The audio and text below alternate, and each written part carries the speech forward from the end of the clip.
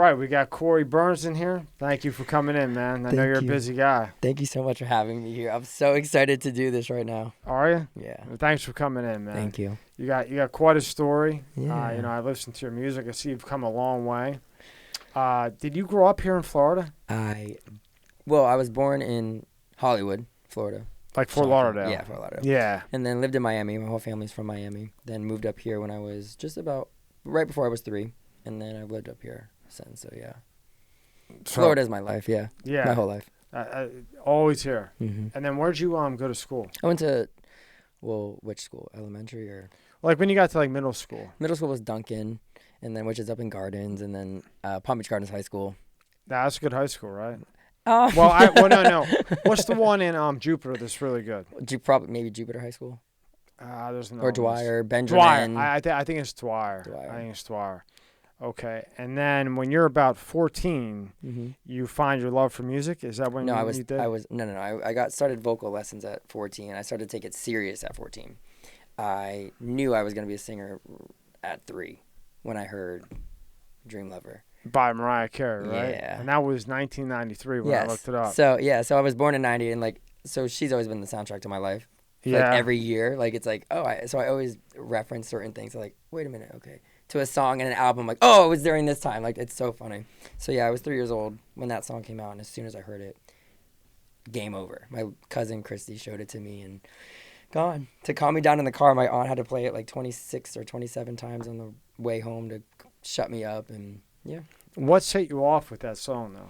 Like, why was that the song? Probably her voice. Probably. She was killing it back then. Yeah. The whistle register, in which I have, and I use it in my song "Runaway," and I put that in the backgrounds. And what's a whistle register? The high notes, those high whistle things. You know how she does. Yeah. Those. Like the sonic? Is that the sonic thing? Those very high. Yeah. Okay, so you fall in love about 3 years old. Oh yeah. And that's when you know you're a smart kid if you know that. I knew it. I knew it was game over. Okay, so tell me from 3, then what happens? From 3, just wanted to grow up being a singer, just the whole time. And then when 14 came around, I was like, I want to get serious about this. So I went to my mom and I told her, it's time. We need to get vocal lessons. My cousin who showed me Mariah was like, Kory, you gotta start doing vocal lessons. Went to my mom. She never heard me sing. She's like, what am I doing? She's like, all right. So she found a really prestigious vocal coach to let me down. So she found him, brought me to his house back up in Palm City. He ran a conservatory out in Boston. He was a big deal. She was like, all right, let him down easy. He was like, no, we're training him. And she's like, what? Never heard me. And then, so we trained, got some stuff together. And then my uncle owns the largest Christmas tree business in Miami. Now, I want to ask you about that. So I saw that in your bio, which we have up here on the screen. Yes. So he had a Christmas tree business in Miami, right? Still has it. Now, isn't that hard to get that into Miami? He's been doing it for over 30 years. He would run 3, 4, 5 lots at a time. Like, he knows what he's doing. That's his thing. He's a beast at it, right? Yeah. He was also the mayor twice down in North Miami. Oh, so he's got a little bit of pull. Oh, yeah, just a little bit. Now when they do that, so what do they ship the trees in from? He goes up to certain areas, and he picks them out, and they ship them down in the trucks, and they bring them. As soon as I got my trees this year, I got 3. And, I got them fresh off the truck. There was still snow on them, pine cones, all that. Like, it's so cool. In Miami, so it's like, it's weird, but it's cool. Now, is it, like, cost-effective? Because you have to get a tree, like a bunch of trees sent from up north, pretty much, right? Yeah, he does big-time stuff. A lot of every celebrity that I can imagine in Miami, a lot of them go to him. He does a lot of big-time people, and just for 30 years, it's kind of like a tradition for a lot of families. I saw families, kids growing up, like with me, and I would see them every year. So it's like every Christmas I would see certain families, and we just forever. And that's the only time. Now, is there like a good margin in that? Probably. I always stayed out of that side of everything. You stayed out of it? Yeah. But it's a very good job. It's a very good check at the end. Yeah, I saw it. I was just thinking, like, okay, he's shipping all these, trees far away, and it was kind of interesting, Yeah. You got to remember how much a tree you get it for, and then how much these people are selling Christmas trees for $65, $70 up. You make a profit. What do you think? What do you think he pays to get his shit down here? Well, actually, don't rat him out. but it's if he's been doing it for 30 years, obviously something's working right. He's doing it. He kills it. Yeah, he's the best. Okay, so your uncle's doing that. Yeah. And then through him, you meet Whitney, right? Betty Wright. Betty Wright. Mm-hmm. Wait, where did I get Whitney from? So tell me, who is Betty Wright first? Who is that? Oh my gosh, the Cleanup Woman. That was one of her biggest songs ever. Tonight is the Night. Vocal production for, Beyonce, John Legend, Lil Wayne. She's got songs out there with Khaled on his second to last album, I believe. Songs with, everybody. Even J-Lo's first album. She basically did Joss Stone. Really? The list goes on and on. From Alice Cooper to Beyonce. It's crazy. And she found you through the Christmas tree place? So there's a big little backstory. Yeah. My aunt and her went to high school together, and they were very close. And they all kind of grew up in the same area, the Poke and Bean projects in Miami and all that area, and they lived there. Then everybody, whatever. But so my aunt and Betty went to high school, and then years later, they all kind of separated, blah, blah, blah. So my uncle has a tree lot. Betty would come into the tree lot every year. I was 18. I think I was 18, and I was in high school. I didn't want to keep going to the tree lot every weekend. I wanted to be with my friends. I'm partying in high school. My mom's like, Kory, you never know who's going to come in. And that was a thing, because somebody was always coming in there, and I knew that the tree lot was going to be where I was going to meet somebody. That was the only chance I had to meet somebody. In come walking Betty. My uncle tells my mom, he's like, yo, Betty Wright's here. Where is she? Yo, before they even get a tree, she's like, come here. How you doing? Hi, nice to see you, blah, blah. She's known my mom since she was 7. Okay. So she's like, my son's a singer. I've never met her. I have no idea who this woman is. Never seen her in my life, never heard of her. I was like, he's a singer. I've never heard him, but he wants to be a singer. He's got a vocal coach. He's whatever. I try to let him down, blah, blah, blah. Can you listen to him? All right. Bring him to the house. Let's see. She starts going, what's your favorite song? It's Dream Lover. She goes, I sing that in my show. Right then. And I was like, I love you. Oh my God. Right. I'm like, oh my God. Let's go. So were you working for the tree company? So here's the thing. My uncle, I would always try to work and help out and whatever I could. That specific day that I went, I said, I'm not doing shit. I'm wearing all designer. I was in from head to toe, from Prada sunglasses to back then it was the True Religion Ed Hardy days. Yeah. So, and the Dolce & Gabbana chains and blah, blah, blah. So I was like, I'm not doing shit. So I was like, let's go. And then she came walking in that day. And I was like, what, how? It was just so It was just like the luck of the draw, so right? she was like, come to the house, let me hear you. And I'm like, oh God, she had a writing camp in her school, in her home. And I went, sang Dream Lover, hit the whistle notes, and it was just from there. Now, when you get a voice coach like that, yeah. How do they teach you to do that? The whistle thing is a natural thing. So you have to genetically have that. Yeah. Like when Mariah is hitting those crazy She's notes. hitting the real big ones. Betty can go above her, and there's videos that will just blow your mind. Yeah. Yeah, and then mine's kind of it's not that, but it's there. But you have it there. Oh yeah, I got it. Mariah at one time, I think she she had 19 kids. You know what I mean? So yeah. Well, I mean, not 19 number one hits. Yeah. Yeah, 19 number one hits. But she, she can hold a note though. Oh yeah, yeah. So you have her teaching you. Well, who was your vocal coach? I had a couple. They're just local people here, and then I got introduced to her, and she became my vocal coach. And then she took you. She believed in you basically. Yeah. Mm-hmm. And so you better be giving her as soon as I sang, residuals. She passed away on Mother's Day. Oh, I'm sorry to hear that, man. Yeah, and she actually is. So when I sang and I auditioned for her music school, she was like, "Come with me." Walks me to this room. There's 2 producers. Okay. Walked me to another room. There's another producer who's her right-hand man, which is he's my uncle. I call him Uncle Lo. That's my uncle. And the 2 people that she had introduced me to have done all my music with me till this day, even radio. Really? Yes. Now, were you nervous the first time you walked in there? I didn't really know what to do. Some little white boy walking in hey, what's up? I think I'm a singer. All right, let's hear you. Boom. And they're like, okay, let's go. So what did she have you sing? I sang Dream Lover. Oh, that was my audition song. That was your audition song? That was the audition song. Wow, I was like, I was like, how? That can, no. How is that happening? And then I did it, and it was there. And now, okay, so you go in there and you sing the Dream Lover, which, pick a harder one, honey, right? God, Jesus. She could have picked, Like a little bit of something anything. easier I was like, begin really? You with, couldn't right? pick anything? I was like, she's like, no, I want to hear you. And I was like, oh, you guys. Okay, so and that's at 14? No, that was back at 18. So I met her at 18. Yeah, I was 18. Okay, so now you're 18. You go in there and you sing one of the toughest songs probably possible, right? Yes. On the spot, pretty much. And then how does she shape you from that point? So from then, she just really, with media training, with everything, from just being in the studio, having to write a song in an hour, then perform it, from vocal training, I mean, all in a day. You know, you do so many things within 3 hours. You vocal train, you write a song, you perform it, you do media training. It was not a joke.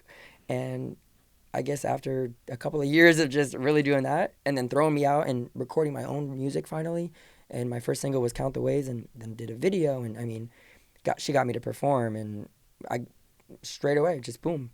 We did Grammy in the school, so the Grammy Awards at the University of Miami.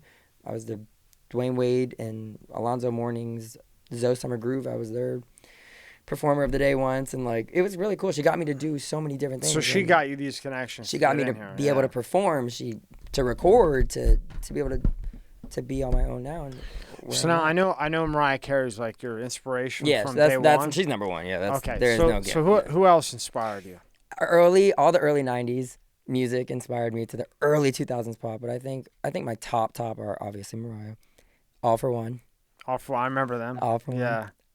TLC. TLC. Straight up. Yeah. Boyz II Men. Boyz II Men were good, man. Luther. Yeah. And then probably just everything else in between. But those and Alanis Morissette. I remember. Yeah. That was a big one.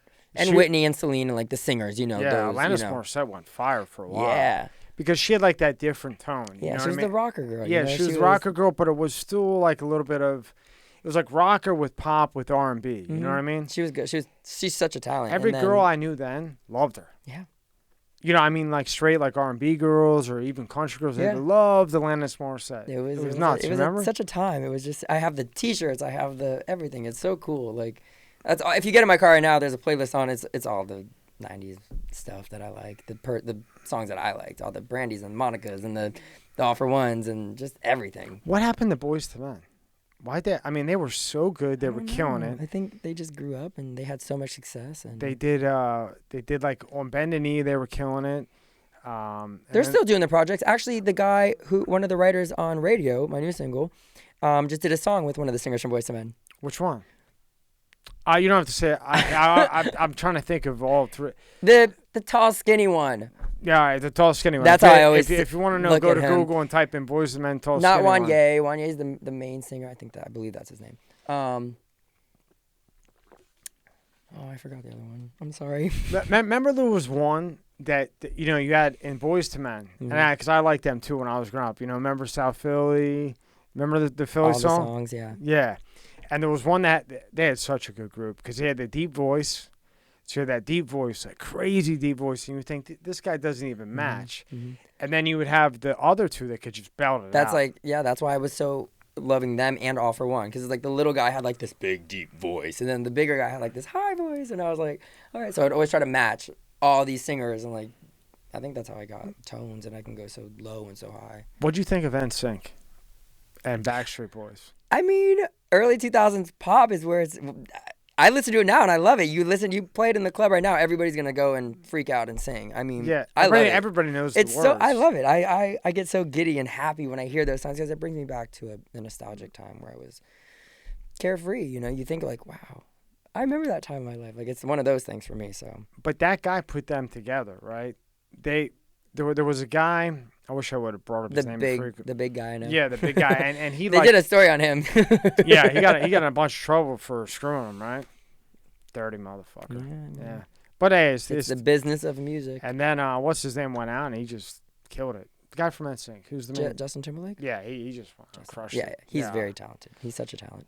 Okay, so now at this point, you're 18, 19, whatever. Okay. Yeah. Would you say that you're more pop or R&B? I know you're a mix. Yeah. Or I should say it like this: do you like more singing pop-ish? You know, more like the NSYNC and the Backstreet Boys, or do you like more of like the R&B? Like I like Chris Brown a lot. I love Chris Brown. Okay. Brown. So everybody always is like, "Yo, like who inspires you today?" Blah blah. Like who you inspired? I'm like, okay, nobody of today inspires me. First of all, because No. Everybody's inspired by the people that I'm inspired by. Right. Like, I'm not that young to be inspired by, like, I'm inspired by songs today and music. So I'm like, I like that singer, like, I like their song, I like that style. I'm inspired by that kind of stuff. Specific artist, I'm not really inspired by. But Chris Brown is definitely one of my biggest inspirations. Yeah, he is such a talent. I watched him at the Grammys. I was at the Grammys. I watched him win Album of the Year for Fame after all his turmoil. And just to watch his career and how much what he's really, really done, he really doesn't get enough credit, I don't think, at all. He's just such a true talent. I think because of his past, people don't want to let it go. But it's like, when are you going to let it go? But you know what's funny is that they don't let it go.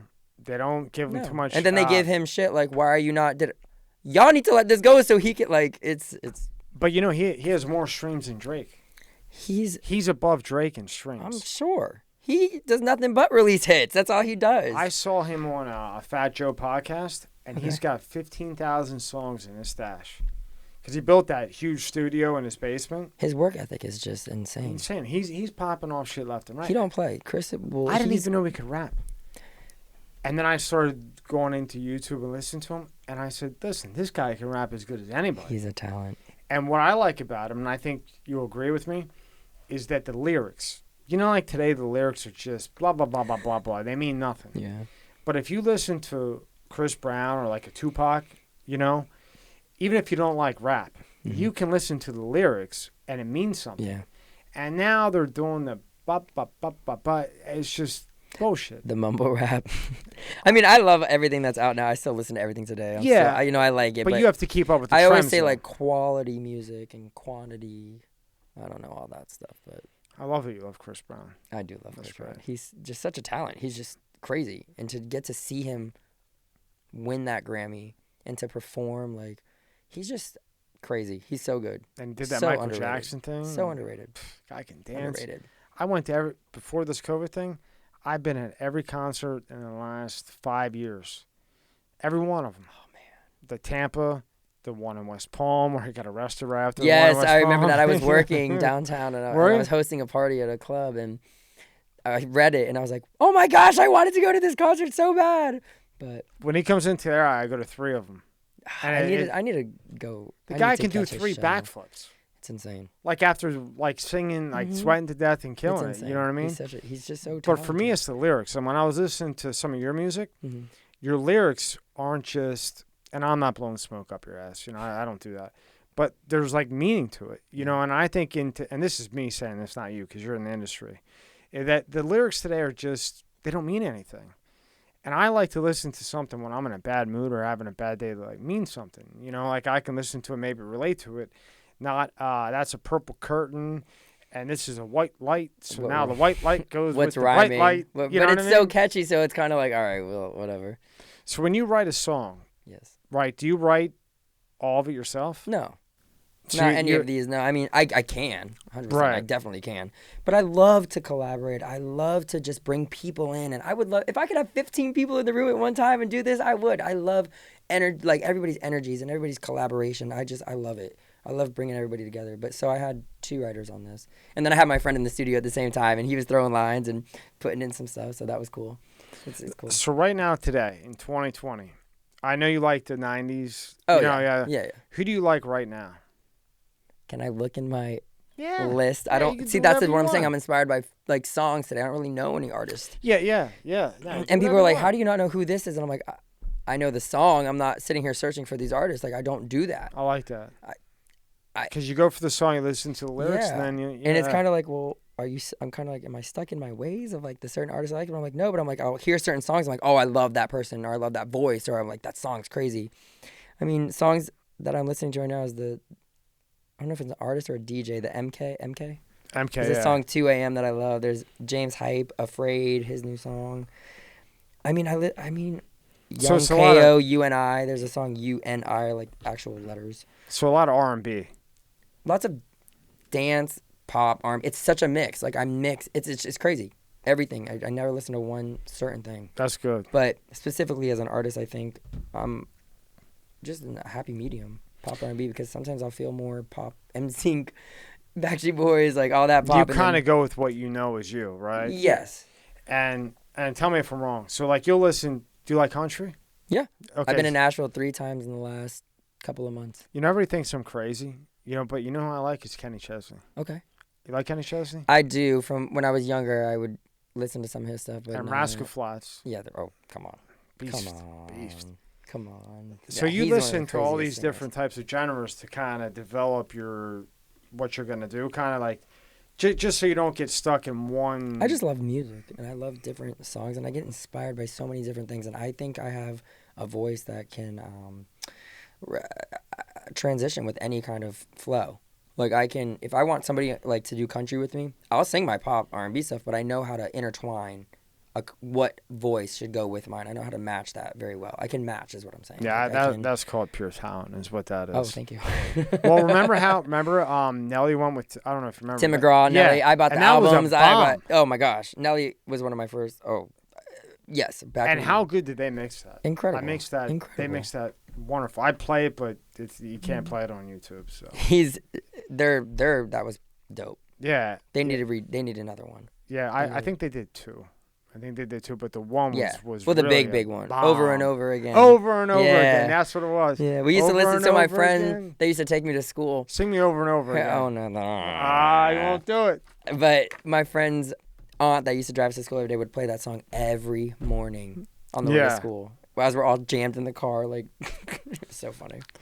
Now, as you're going through this, so you're 18, 19, is anybody trying to push you in a direction that you don't want to go into? Yes. I had Can you elaborate on that? Yeah. I had a manager at the time. She really wanted me to be more country, I think. She wanted me to be more country. She wanted me to be a different... She didn't want me to be pop R&B. I can say that. Yeah. And then I met Betty, and I recorded my first single, Count the Ways, and she was like... she wasn't really happy about it. She didn't like the direction I was going. She didn't really understand what I was saying. She's like, this is why I don't work with kids kind of thing. And I'm like, you work for me kind of thing. Like, I know the direction that I want to go. You're either on board with this or you're not. And she just wasn't, and we just parted ways. And then I just went on my own. And Betty got me. That's why you're getting there, because you know what flows. You know what I mean? So now you go to country. Well, maybe you could do a hook on country. You know, I've listened to all your stuff before you came in. And you could do a hook, but you're not a country singer. Not a country singer at all, no. I mean, you're just not. I appreciate it.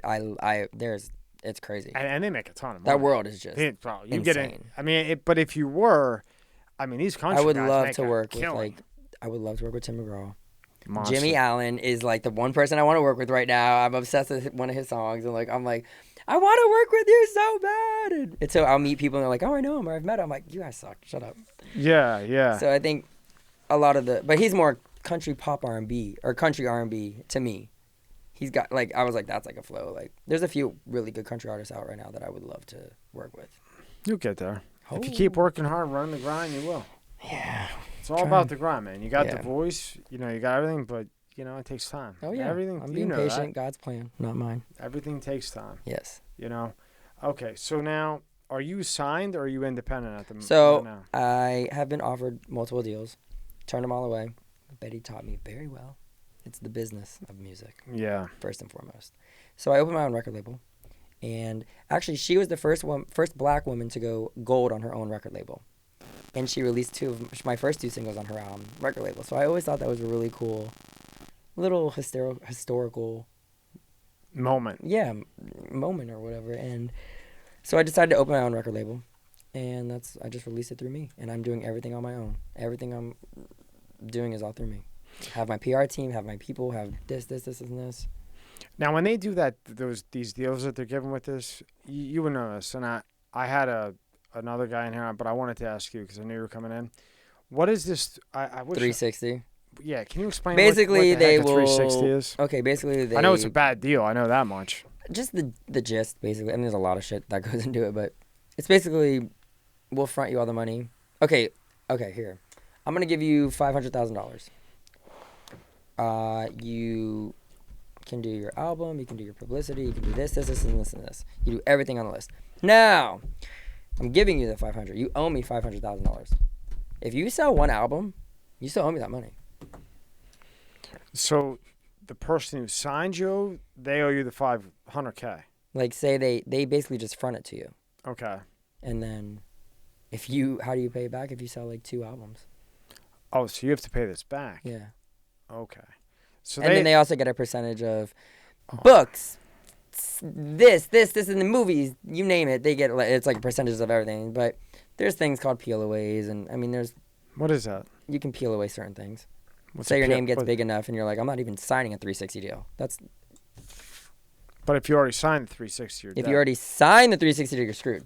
That's why you do that before. You have to have the knowledge. So tell me if I'm following right. So what they do is they come in and they say, not to you, but somebody else. They say, hey, Kory, here's $500,000. And you think $500,000, wow, shit, I'll take $500,000, right? Mm-hmm. Now you take the $500,000, but what you don't realize is you got to pay that back somehow. Mm-hmm.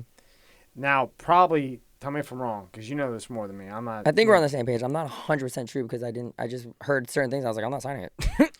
Yeah, I'm good. Yeah, I'm good. I mean, this is what I've heard too. Is that they'll give you that upfront money, and then sometimes you don't have to pay it back. Sometimes no, yeah. But Most of the again, time. I'm just telling you what I've heard. You're in this industry more than you're in this industry. I'm not. Not more than me. And then what happens is that because the money's on the tour, right? Oh yeah. That's where you make your Touring money. merchandise, all that. Well, in that little fine print. Now, not you, but somebody else might just see that $500K. And in that little fine print, it says, well, we're going to take 60% of the tour money. Mm-hmm. We're going to take 60% of this. Yeah, because they have to make their money back. They're gonna. Right. They want to make their money back, which is understandable. The whole thing, it makes sense, but it just sucks. I get it, but then they beat you to the brains because they put that big number up front to get you. Because it's like, why are we going to take a chance on a new artist if like we don't really know what's going to happen? It's not like somebody who's already established is walking in saying, yo, let's go. It's like, well, we don't really know what's going to happen with this person. You have no name. We're taking a chance on you. So we're going to do this. That's the deal. I get it. But that's why I'm doing this on my own. Let's see what happens. Let's try to do a little bit bigger so that way. But why do you think they called it such a dirty deal? I get it to an extent, but because people get screwed. People get locked in their deals for life. People get shelved. And then they're done. They're in that contract for 15 years. Like what happened to a lot of there's artists out there that it's happened to. So like Lil Wayne, the whole thing that happened with Baby and them, and he wouldn't release that record. Like that's because he signed the shit contract, right? I don't know what that was. I think that was I don't know. I wasn't really. Just I didn't a mess. look too much into that. Some type of mess, right? Yeah. That you never want to get yourself. Yeah, I was into. just like, I gotta look into stuff and like the whole Taylor Swift thing that's going on now, and like What's all going that. on with that? Somebody like, oh my God, she doesn't own her masters. What? From all like the beginning stuff, all the way till I think this previous album. But she's going back into like re-record everything, and then she can own all that. But she'll still make all her royalties and everything. But she doesn't own her masters anymore. And Scooter just sold them for like $300 million or something. Yeah, it's just I've crazy. actually met Scooter Ron. Yeah, I met him. He's an interesting person. And he's Bieber's guy too, right? Yeah. Very great manager. Look at his artist that he has. Yeah. He's really crazy. I mean, obviously. But now if she re-records her masters, what is that going to do? I think she can. I forget every little thing. You can re-record it and you own it. Really? JoJo did it too. I was a huge fan of hers. Yeah. Oh, well, I didn't know. So I thought once they take. Because going back to Chris Brown again, he got all his masters from RCA. Yeah, he says. I was like, that's got to be in the contract from the very beginning. Like, you own your shit. Yeah. Own your masters. And then even if people are like, no, be like, well, you can still do like this, whatever you want with the songs. I don't care, whatever label. Like, fine, do what you want, but I'm gonna own them at the end of the day. Yeah. Now, what do you think when I'm sure you heard it because you like him. Remember he dropped 2 albums, like 40 songs? Yeah. And everybody's like, 40 songs. What do you think of that as an artist? I think he has so much material. He's got so much material. It's like, why not? Right. And I think he kind of just did it for the fans. It's not really like, I don't really care if this even makes it on the radio. He knows he has a fan base, and he knows that people are going to eat it up. He's not stupid. He's a very smart And he knows individual. they're going to put 1 or 2 bangers on the radio that He really... knows out of them 40 songs, all 40 are probably hits. Yeah. He's not going to put anything out that's trash. I went through Indigo, and I went through Heartbreak on Full Moon, and I would say at least half were bangers. And I couldn't believe they didn't put them out. But it's like because he has so much stuff out, it's like, how do we... I don't know, it's crazy. But if you're RCA, wouldn't you put them out? I'd say the hell with it. Put it out. Especially now. Yeah. So what made the song Runaway the banger? I wrote that about my dad. So my producer, Sean McMillian, part of the Exclusives, he was like, okay, go write a song or go write this. I was like, huh? What? Now I gotta write like by myself? And he's like, yeah, go write this song because it's about my dad. It was very personal. So I went into Betty's office, recorded everything at her house, and I went into her office, wrote it in like 10 minutes. It was like, okay, here you wrote go. that in 10 minutes? Yeah, I wrote it in 10 minutes. I was like, here you go. I have the original paper too. I was like, here. He's like, all right, let's see what we can do. Chops and screws, put his own thing on it. And then it became, and I was like, wow, with literally so fast. And I was like, that's so cool. And then we became Runaway. Now, did you know that was going to be a song? The one? Like, you know, when you do something, you know, like maybe I have you in here. Oh, yeah, I knew that Runaway was going to be so good. And, like, you know this is going to be a banger, you know? So when you finished it and you mixed it and everything else, I'm going to ask you about that later. But there's a story behind this. Yeah, tell me. So this isn't the original version of Runaway. So my first 7 songs, which was like Runaway, Count the Ways, Follow the Leader, First Few Other Things, all the original things got lost. What do you mean they got lost? We couldn't find them on the computers. Like everything like got erased. It was a mess. Everything got gone. And at the time, I had just taken my whole college fund to do this. Now, in your opinion, how the hell did they get lost? Computers suck. Really? As great as they are, sometimes they're just a little. You know, no, it wasn't anything dirty. Okay. It was just crazy. So, what was the question? No. You were telling me we went into Runaway. That was your first banger. Yeah. You wrote it about your father. You did it in 10 minutes. You felt that it was going to be good, but you didn't know how big.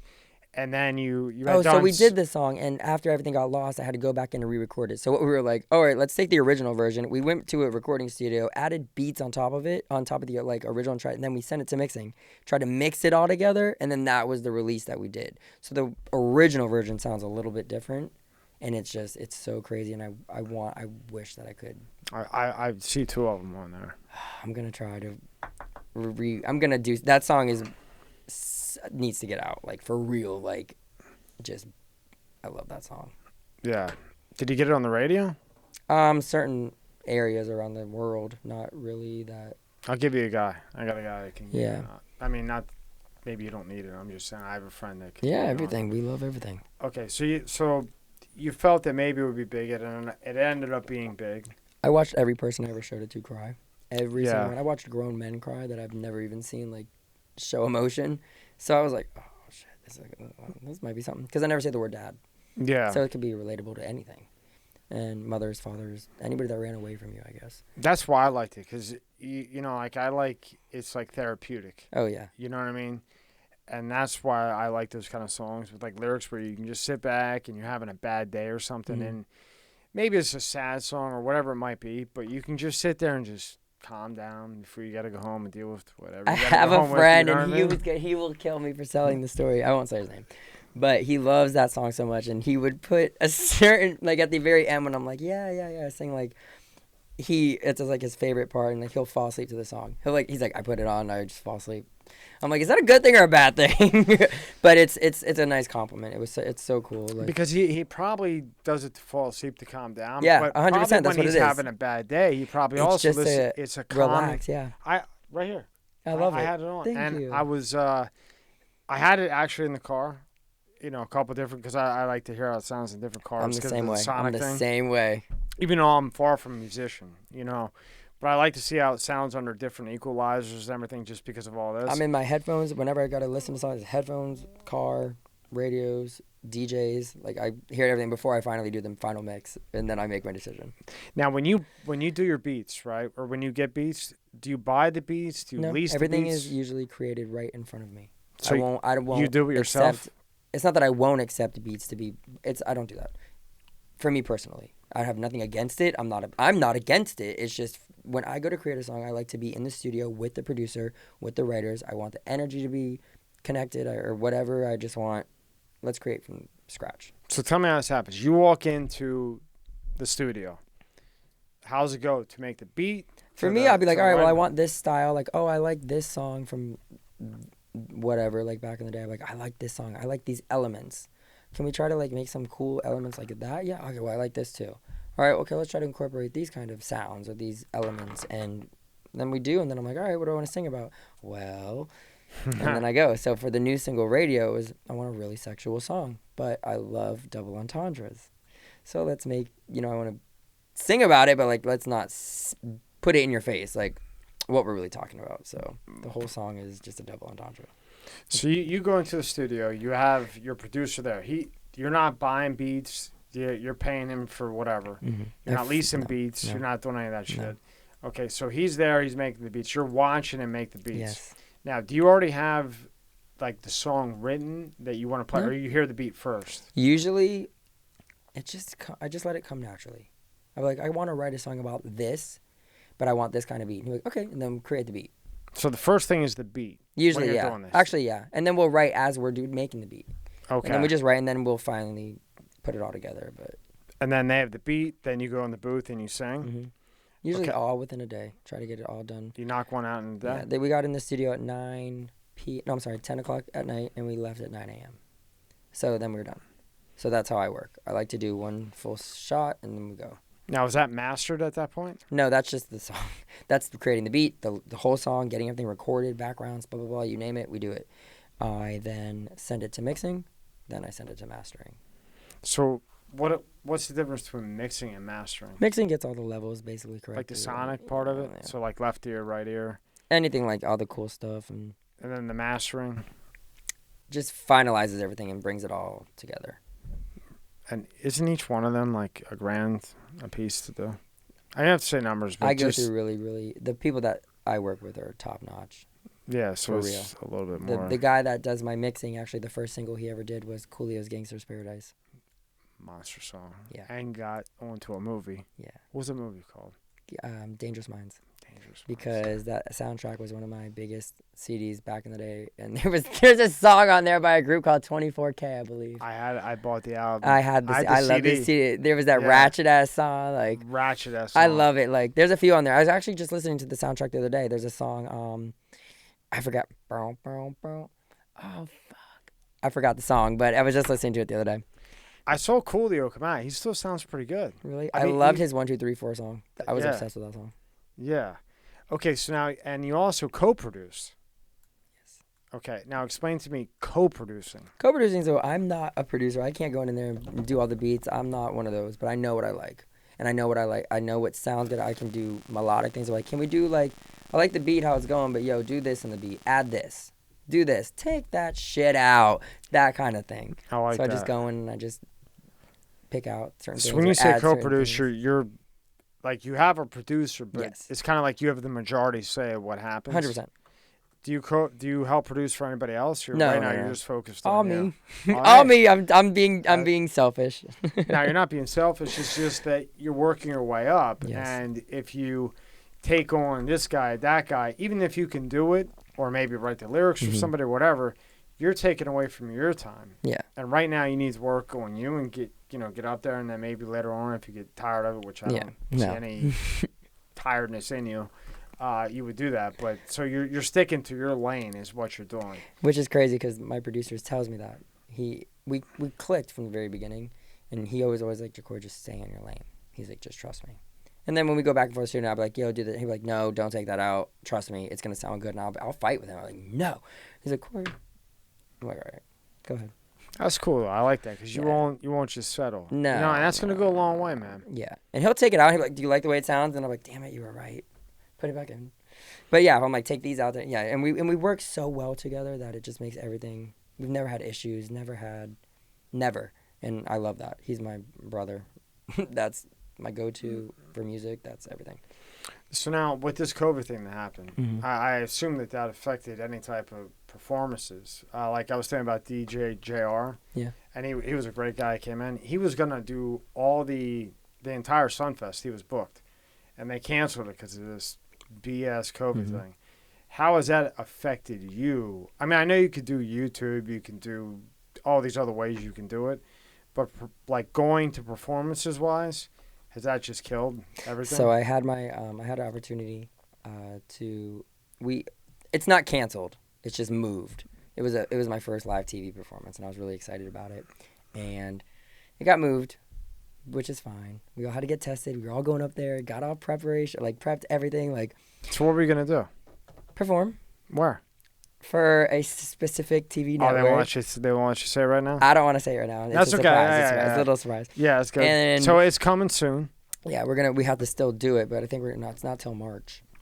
But they push it back all the way to March. Mm-hmm. And it's a beauty pageant. Really? Yeah, it was really cool. And we're supposed to be booked in. Well, we are booked in Vegas for New Year's at the Mirage. Whoa. And I don't know what's gonna happen with that. That's a banger, my man. You get in there, I'm very things excited might about change it. a little bit. I'm very excited. You think they'll have it though? I don't know. I'm like, okay, let's go. We had a big event. We had so many things like get canceled, but I just performed in Nashville last week, 2 weeks ago, and that was a lot of fun. It was 30 degrees. I'm singing outside with we did a writers round. I got invited to a writers round, which is there's 4 of us, each person sings a song, and then we did 4 songs each, and it's just really cool. How was Nashville? Cold, but Cold. It's so much fun. I've been 3 times in the last 2 months. I have a whole bunch of friends up there I didn't know I had that were up there. I was like, oh, I walked into a bar. There's 15 people I knew. My cousin works up there. She works in some cool bars. And then I met some really good DJs. He's the #1 DJ right now out there. He flew down and did my single release party. That's for awesome. Radio. It's just really cool. And then my friends that are up there are DJs and promoters and event planners, and they're the reasons that I go up there. It's booth life is them. You know what's funny? I had a guy in here. He was on the run. Mm-hmm. He was on the run for years. He was beating their heads off with mortgage fraud. Mm-hmm. He's the top. His name is Matt Cox, and he was doing crazy mortgage fraud, and he was on the run, and he ended up going from state to state, different identities, all this stuff, and he loved Nashville because he said it was everybody was just family. It's so crazy. But it wasn't nosy No. You opened your window, No. I'm looking in your window. It was just everybody was really cool, Very, Did you feel the same way when you were I there? was so actually the people that I went up there to work with were one of the kids and I went to high school together. I didn't even know that. And I met him when he was a DJ downtown. And then my friend Tisha took over and she has her Booth Life and Booth Life label and they do all these things and they were like, Kory, do you want to do some stuff? And she's the reason I'm up there, her and my friends up there. So I went up there and performed and do all these different things. And we walked into a bar and I literally knew 15 people from here. Really? In Nashville? Yeah, I was like, what the hell are you doing in Nashville? Just hanging out, Just hanging working, having fun. Yeah. I'm like, what? What's going on? It's cool. So now with all, when you go to co-produce and everything else, Yes. Do you understand the hardware? No. The software? No, You no, don't? no. I just say, look, I can't, want it like this. I don't even read music anymore. Okay, so you're like me. You can't swing a hammer. Give me a hanger. You give me a hammer, I give it to I somebody know else what I to like. I know it sounds good, and that's that. Now, if you take from right now in 2020 to when you started, Mm-hmm. how different would you say things are? Because a lot of it's software now, right? Everything, yeah. It's And before it was see, I like shit like both. this. For Runaway when I actually got real instruments put on that over the track, and then we mix it together. Oh, That's that why was you can real hear- instruments? Yeah, Oh. both the real instruments and tracks. So when I Oh. perform, I love to have a band and my DJ Mm-hmm. because it just sounds more full. It sounds like a fatter beat, or it sounds cool. Specifically for me when I'm So live. it's changed, but I mean, do you think it's changed totally because of the digital? The music. You mean? Well, the producing side. yeah, the I think it's just producing. preference. Really? If you wanna do a band, you can do a band. If you want to do digital, here you go. What do you think of the what's the thing that? And I like T-Pain, but what do you think of what do they call it? I can't. Auto-tune? Yeah, what do you think of auto-tune? I love it. I use it on Count the Ways. I use it like crazy. I think it's good. I think it's. I mean, if you can, today is kind of there's so many singers every other day. It doesn't really matter to me. I don't care. It's if I like the way it sounds, it's fine. I don't care. It is what it is. There's never gonna be like it was back in the day with the singers. They're never gonna have that again. Mm-hmm. I don't think right now. I think the quality I agree of with the you. artists have changed. Now, have you ever performed and you got the mic in your hand and the microphone goes dead or? Yeah, actually in front of a Now, record how in label. the hell do you handle that? Easily. Record label I was performing. They came specifically to the house, and it was Slip and Slide Records, and I was singing Runaway. I might have been singing Runaway actually, and the cord fell out, and I was like, and I just picked it up, screwed it back in, kept it going. And at the end, they were like, that was so professional. Because you just had like just the way you just did it, like it acted like nothing. And I was Slip like, and Slide had, hey, ha, come on, Kory, I know you know this. Which one? I know the artist. What are you talking about? Remember that song? It was hey, ha. It was. You know what I'm talking about? No, I gotta. Can we go like full song? I don't know. You would not. That was Slip and Slide was behind it. Was it Trick Daddy? No. I don't know. I'll figure it out before we get out of here, though. Okay. But yeah, that was Slip and Slide. Okay, so you had them, and you just acted like nothing happened and just kept moving. Just walked down, put it back in. They were like, okay. They were like, that was very professional, and I was like, thank you. And then I was like, okay, cool. That was a good play. I just did it. I didn't know. Because a lot of people would get like nerves. You know what I mean? They would be like, "Oh shit." I have nerves. My nerves are bad too. Like, well, how'd you handle that? I mean, you're up there. Okay, so my nerves are done before the show. Like, don't talk to me. I'm not speaking. Nope. I'm like this. I'm shaking. I need to be in my own world for a second, and then as soon as I start, it's game on. And nothing can bother you. It doesn't matter. No. That's cool. No. Yeah, you're like me too. I'm like I have anxiety and everything. And then I get myself right, and then I don't. But it's bad. Like, I am talking like I don't want. I mean, I'm like, I need everyone just. I try to stay calm, so I'm like, everyone just get away from me. I need to quiet. Yeah. I might have like one friend or somebody that makes me feel comfortable just next to me. I'm like, just shut up, don't talk. Yeah, trust me because I'm about to have like that's a panic attack. Too, man. Like I have like one or two friends, but I like animals. Okay. And everybody says to me, "Why don't you just?" I said, "I don't like people. I don't like them. I like animals better than people." Yeah. You know what I mean? Because they don't talk. they don't talk. They're not snakes. They love you no matter what. You know what I mean? It's interesting. There's artists out there that'll do like they want puppies in their dressing rooms on their rider list or like cats or whatever they want. But yeah, whatever works. So, could you imagine like every time you go to somewhere, it's like 12 brand new puppies like from somewhere. Like it's so cool. You better be damn good if you're gonna bring. If I'm hosting that and you're gonna bring 12 dogs. You better be damn good. You better ride 12 dogs. That means I need 12 bowls of water. It's so crazy. 12 bowls of dog food and bones. Cool. I'm like, I want to put that on a rider. Unless you get toy ones. I got a toy French bulldog. Oh, okay. I got a Royal Dosal micro mini French bulldog. Jeez. It's like it was this big when I got it, but it won't eat. Oh. Because the teeth didn't come in. So I feed it butter. Mm-hmm. So now it's a fat slob. I have a 120-pound chocolate lab. Do you? A mess. Nice dog, Rolo. Oh, yeah. Loves you to death, I bet, huh? He don't even get up when I walk in the door. Anybody else walks in, he's like, up, like happy to see you. He just looks at me like, But I bet if you pull out a piece of steak, he'll get up. And all I do is like, you want a treat? You want a treat? He's so spoiled. He's so spoiled. He gets ice cream every night. Like, it's a mess. Yeah, you give him a treat, it's all over. He gets a treat for everything he does. So now, out of your songs, I know, like the one that was the banger. What is your personal favorite song that you've done? Not what hit, not what got all the views or whatever you want to call it. Which one do you have that you like the best and why? So I try to, every song is kind of about something different. You know, Count the Ways was love. Runaway is about my dad. Radio is about sex. Yeah. You know, it's always different moods for me. And Follow the Leader's a very personal song. Follow the Leader was good. Thank you.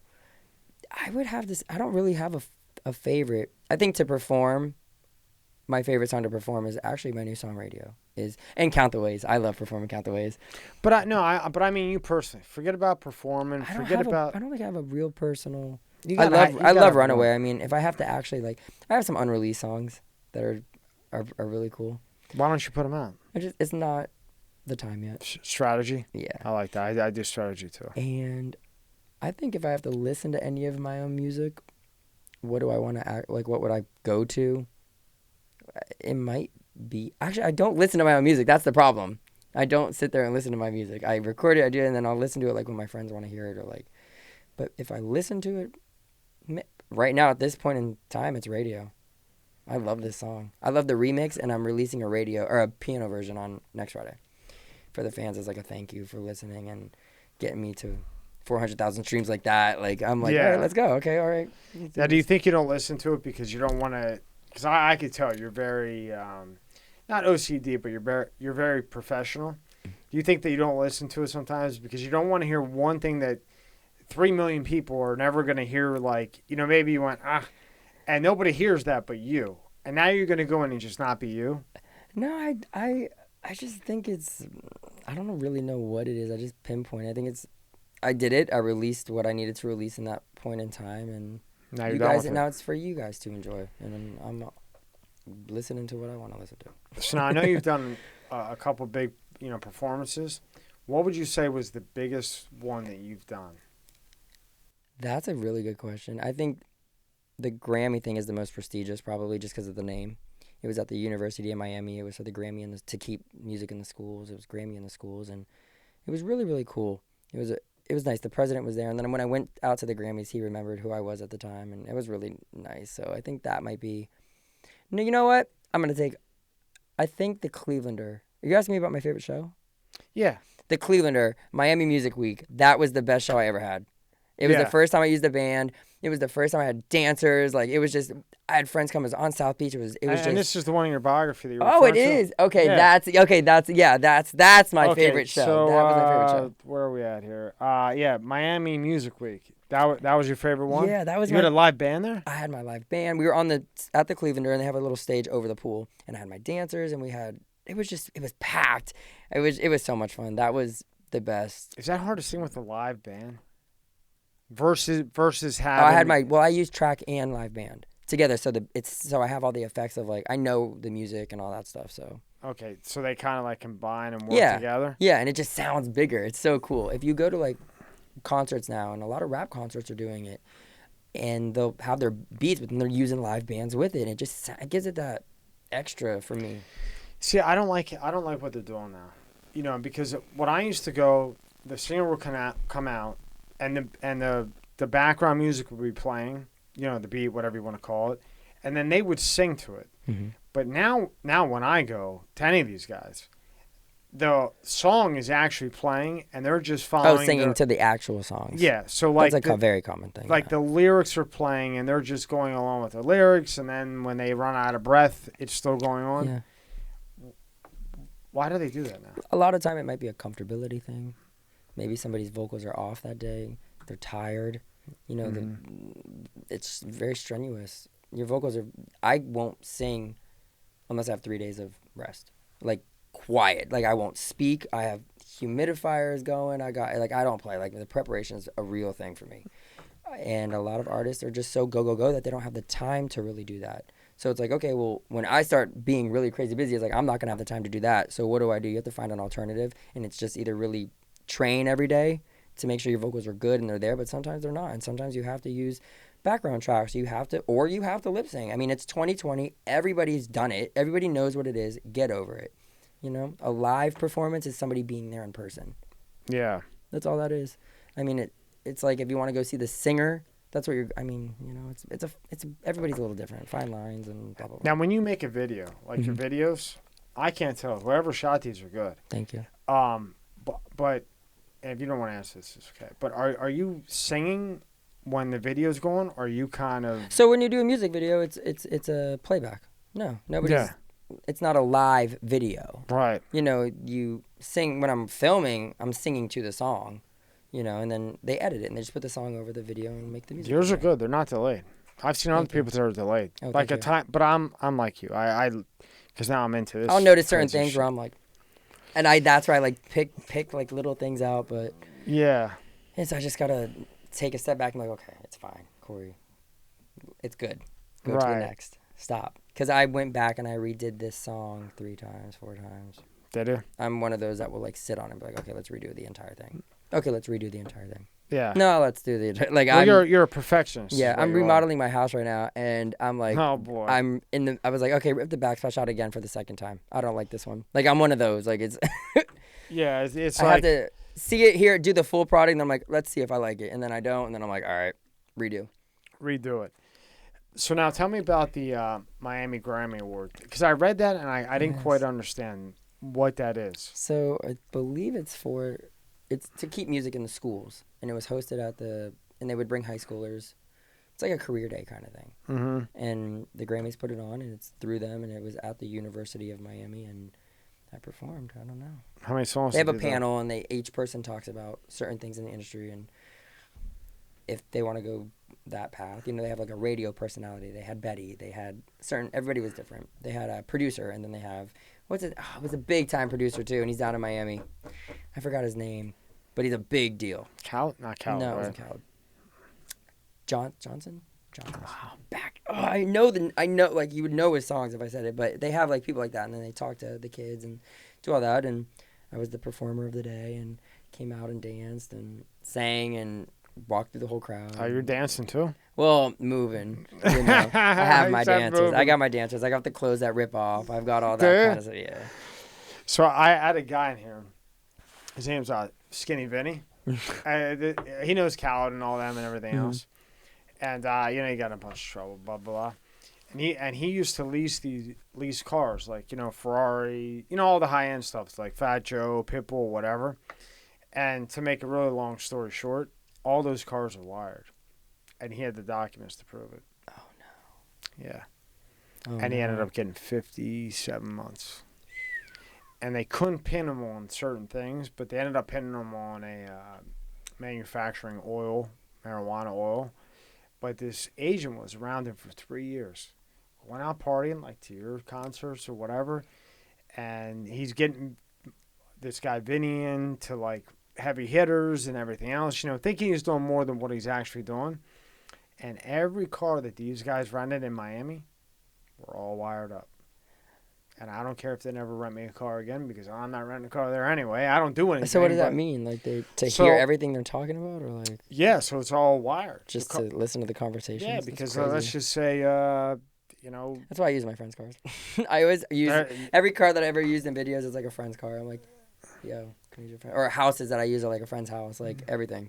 Yeah. I'm like, thank God I have friends like this. Or like boats. I'm like, cool, okay. Now, as you're getting bigger and bigger, right, and you're starting to be known more and everything else, how are you handling that? Like, I like emotionally, because this is something that I've wanted since I was 3 years old, honestly. But now you have people all around you that are just around you because you're Kory. So my job I got my first real, it's not like a real job, but like I started working at downtown West Palm Beach in the nightclubs. Okay. Because so I've always been really well known around town since elementary school. I was always friends with everybody. I was always at everywhere. And then same thing happened in middle school. And the same thing happened in high school. Now high school, I would throw all the big parties. I would go to the big parties. I would throw big parties at my friends' houses. I was at the parties from all the other high schools. Like, just always knew everybody, like everybody. So when I started doing my music, it was my senior year of high school when it really came out. And I had done my first music video, so I had over 200 of my friends in the video, and like it was crazy. Like, so I always knew everybody. Everybody always knew who I was. So I think when stuff started taking off, and then I started working downtown, and then I was on all the flyers, and then I was at different clubs, and everybody would always see me, and I was kind of just gradually always used to it. But what I mean is, because when you get like that, and I've had that too. I've had 3 Lamborghinis. I don't look at it like that. I know, but you know that they all come. Yeah. You know, like all the snakes come. Oh yeah. And you're rising. I can read real quick through people. Can you? I don't play that's that. Yeah. And everybody's like, Kory, you're with so many people all the time. Yeah, but I'm like, look at the core group that I'm with. Who am I at the gym with every day? Who am I out to eat with every day? Who am I doing this with? I'm always with the same little circle, and it's friends that I've had for over 10 years. So someone who's coming up like you. Yeah. Okay, and they're getting there. Yeah. What advice would you give to them? Maybe they can't read somebody like you can, but let's just say they get to half of where you're at, and then they have all these snakes around them. Mm-hmm. You know, and then that ends up destroying them. You know what I mean? As an up and coming, I mean, you're getting close, my man. I mean, you're getting there. What advice would you give to somebody that is about to be in your position and bigger, to watch who the hell you're around? Because these people will kill you. Yeah. Keep your business to yourself when it comes to if it's an artist specifically or just whatever, just keep your personal business to yourself. Don't tell people too much. You know who's around. You know who the real ones are. Test them. Test them out. I like that. Test them. I like that a lot. And see what happens. And I'll see things around me, and I'll find out, and I'll be like, all right, I'll say something to somebody and see where it goes, and I'm like, all right, well, Strategy. yeah, gotta be slick with it. I told your boy Machiavelli.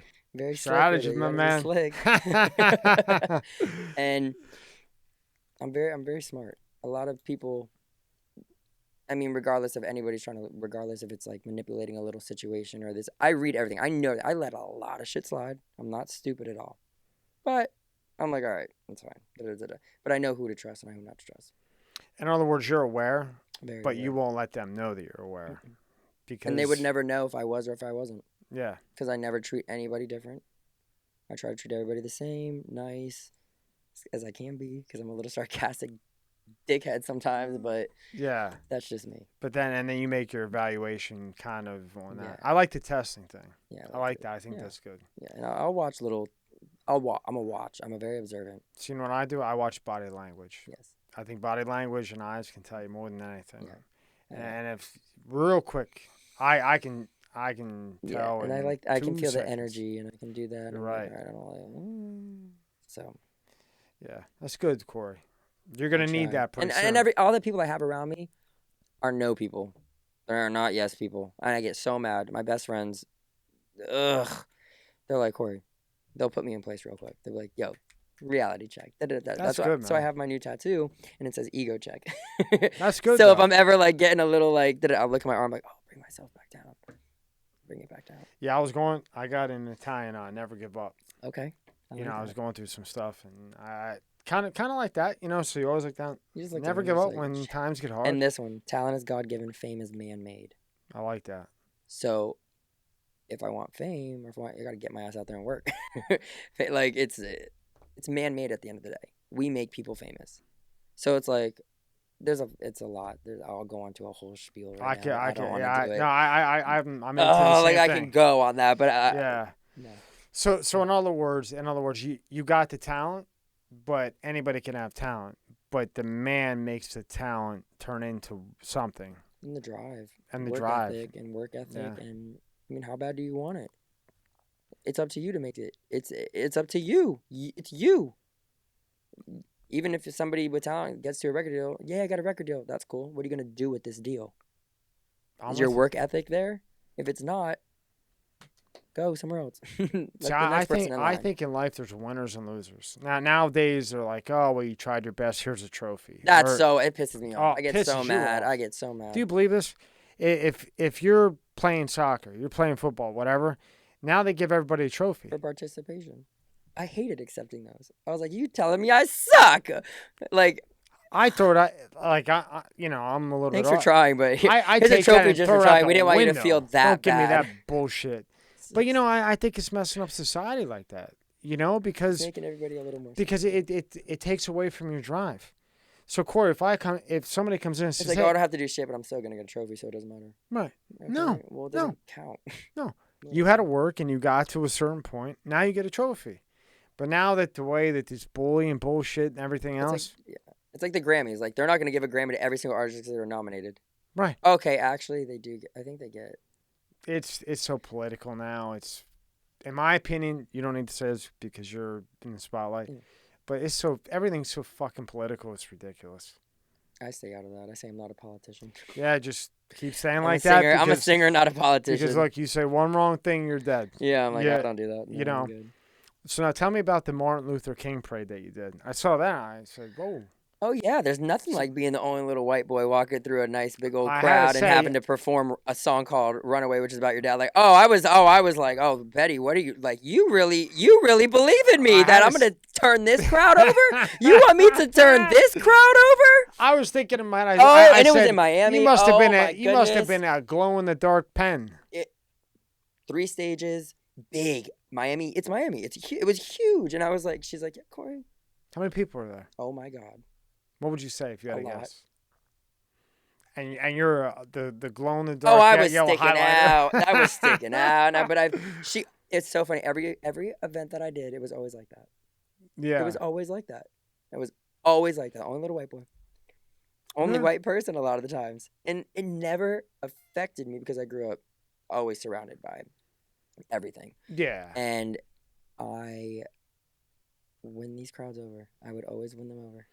No, when And the I Martin saw it, Luther I King was Day, like, yeah. this guy must be the I man. did it. I mean, I not because sang I didn't think you had the talent. It's just that I mean, No, like I said, it's you very scary. you had to be. And I was like, oh, they're not gonna accept this. I was like, here we go. Here we fucking go. Let me just do my thing and just pray. Let Kory just look at it as a practice because boy, you are not about to. And then when I sang, and I watched people come from under a tent and came and started watching, and I was like, no fucking way. And there's a video of me, and in the performance, like.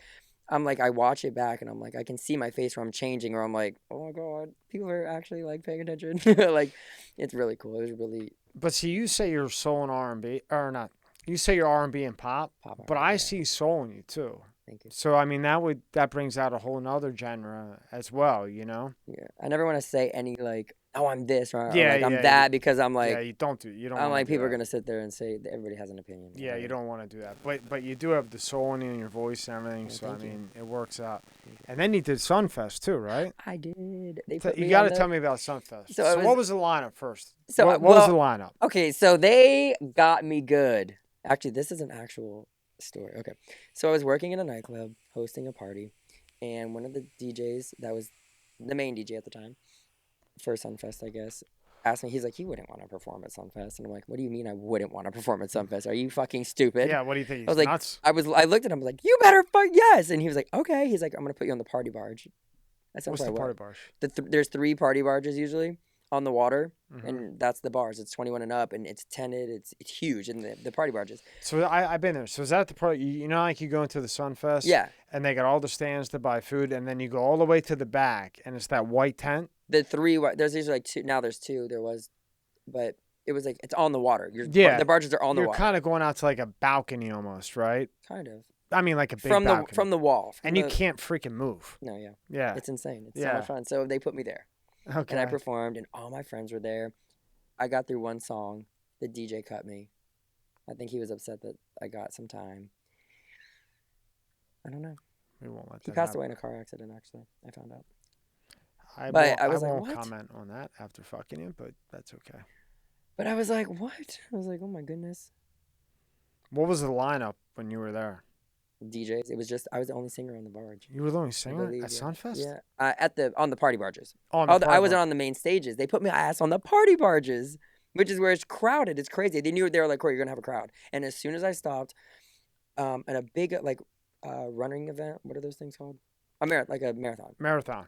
They had just finished one, and all those people were specified for this certain tent. Plus, I had all my friends. It was fun. It was a really cool time. How long were you there for? I only got to do my one song. But you hung out all day. Oh, I'm there They every only year. gave you one song. He cut me. I would have put you on at least 3. He was like, Well, "Oh, I would- he I goes, would oh, mix your into stuff a isn't. couple. It's not working. Your iPod's not working, or the CD's not." I was like, "Really? You have 3 options and none of them are working." So I let it go. What are you going to do? You're not going to win that battle anyway because just he's let it got go. the upper hand. I was like, I performed a song. I can say I performed it at Sunfest. It's cool. Yeah. And I performed there when I was younger, when I was in 4th grade, with Maya, just as a little. She like In what grade? 4th. I was Whoa. 12. You So just say you performed at Sunfest in 4th grade? yeah, but Your not man like better videotape not this like part. not as Kory Burns. My mom was working backstage, and it was for the Maya concert. You remember the singer Maya? Yeah, yeah. And we Little were, tiny girl. Yeah, she's so cool. Yeah. And actually, if you get my card now, she's on the playlist. What And, was her big jam, Maya? Case of the X was her song. Or, what you gonna do when you can't say no? Yeah, that's it. That's that it. one. And, Hey, not to interrupt you, but you know who else is good? Keisha Cole. Oh. That come girl on, can sing, come boy. on. My producer's doing Whew. Tamar Braxton's new album. Yeah. Oh, my God. And that's Tony Braxton's sister, right? Yes, oh, my God. But yo, Keisha Cole can sing, and them lyrics, I don't know who she was mad at, but thank God I'm not that guy. I Should Have Cheated. I love that song. I love her song Love. I love her voice. She's so talented. Oof. She's another underrated artist, I think. Yeah, she is. Maybe not in the R&B world, but I think in the pop world, she's just so good. But they didn't push her. They didn't push her enough. I mean, I that don't one think so. album, I forget the name of it, with, you know, when All she... I Should Have Cheated and all those. Yeah, Love well, and- yeah.